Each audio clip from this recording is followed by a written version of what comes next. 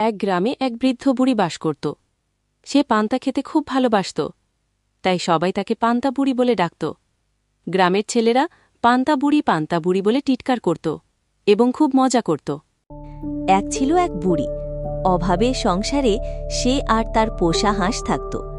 প্রতিদিন সকালে উঠে বুড়ি আর হাঁস একসাথে পান্তা খেত। এই ছিল বুড়ির ছোট্ট সংসার। যাই গে ভাত চড়িয়ে দিই, কাল সকালে পান্তা খেতে হবে। প্রতিদিন সকালে বুড়ির একটা নিয়ম ছিল, যাই ঘটুক না কেন তাকে পান্তা খেতেই হতো।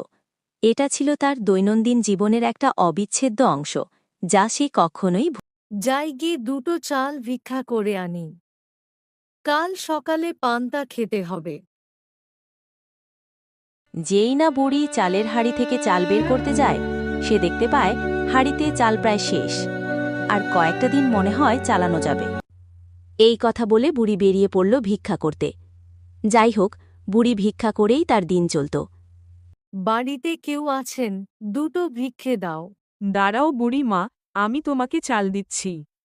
বুড়ি ভিক্ষা করে বাড়ি ফিরে আসে আর তারপর ভাতের খাড়ি চড়ায়। পরের দিনের জন্য সে পান্তা বানায়। বুড়ির বাড়িতে হঠাৎ একদিন আগুন লাগে। বুড়ি বাঁচাও বাঁচাও বলে চিৎকার করতে থাকে, কিন্তু শেষে পর্যন্ত আগুনে পুড়ে মারা যায়। গ্রামের লোকজন সব জোট হয় বুড়ির শত কাজের জন্যে। বুড়িকে আগুনে দাহ করা হয়।